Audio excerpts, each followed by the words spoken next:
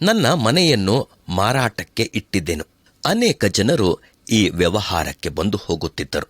ಅದರಲ್ಲಿ ಒಬ್ಬ ವ್ಯಕ್ತಿ, ನಾನು ಈ ಮನೆಯನ್ನ ಕೊಂಡುಕೊಳ್ಳುತ್ತೇನೆಂದು ಮುಂದೆ ಬಂದು ಮುಂಗಡ ಮೊತ್ತವನ್ನು ಕೊಟ್ಟು ಇನ್ನು ಮುಂದಿನ 2 ವಾರಗಳಲ್ಲಿ ಪೂರ್ಣ ಮೊತ್ತವನ್ನು ಸೆಟಲ್ ಮಾಡುತ್ತೇನೆಂದು ಹೇಳಿ ಹೋದರು. ನಂತರ ಆ ವ್ಯಕ್ತಿ ಬರಲೇ ಇಲ್ಲ. ಫೋನ್ ಮಾಡಿದರೆ ರಿಸೀವ್ ಕೂಡ ಮಾಡುತ್ತಿರಲಿಲ್ಲ. ಅವರು ಕೊಟ್ಟಿರುವ ಅಡ್ವಾನ್ಸ್ ನಮ್ಮ ಕಡೆ ಇರುವುದರಿಂದ ಬೇರೆಯವರಿಗೆ ಮಾತು ಕೊಡಲು ಆಗುತ್ತಿರಲಿಲ್ಲ. ಆಗ ಬೇರೊಬ್ಬರು ಬಂದರು, ಮನೆಯನ್ನು ನೋಡಿದರು. ಅವರಿಗೆ ಮನೆಯೂ ಇಷ್ಟವಾಯಿತು. ಅವರು ಹೇಳಿದರು, ಸರ್, ಒಂದೇ ಸಲ ಎಲ್ಲ ಹಣವನ್ನು ಕೊಟ್ಟು ಬಿಡುತ್ತೇವೆ. ನೀವು ಹೇಗೋ ಮನೆಯನ್ನು ಮಾರಿದ ಮೇಲೆ ಬೇರೆಯ ಮನೆಗೆ ಹೋಗಬೇಕಲ್ಲ, ನೀವೇನು ತೊಂದರೆ ತೆಗೆದುಕೊಳ್ಳಬೇಡಿರಿ. ನೀವು ಇನ್ನೂ 2-3 ತಿಂಗಳು ಇಲ್ಲೇ ಇರಬಹುದು ಎಂಬುದಾಗಿ ಹೇಳಿದರು. ಅದನ್ನು ಕೇಳಿದ ನಾನು ಯೋಚಿಸಿದೆನು.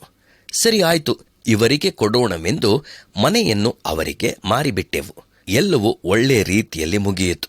ನನಗೆ ಅವಸರದ ಮೀಟಿಂಗ್ ಇದ್ದಿದ್ದರಿಂದ ಬೇರೆ ಊರಿಗೆ ಹೋಗಬೇಕಾಗಿತ್ತು.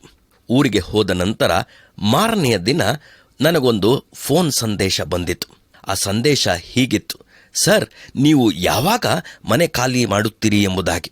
ಈ ಪ್ರಶ್ನೆ ಆಶ್ಚರ್ಯ ಮತ್ತು ರಭಸದ ಪೆಟ್ಟಂತೆ ಇತ್ತು. ಹಾಗಾದರೆ ಏನು ಮಾಡಲಿ? ಹೌದು, ನಿಜ. ಈಗ ಮನೆಯ ಮಾಲೀಕನು ಕೊಂಡುಕೊಂಡ ವ್ಯಕ್ತಿಯೇ ತಾನೆ ಎಂದು ಪರಿತಪಿಸಿದೆ.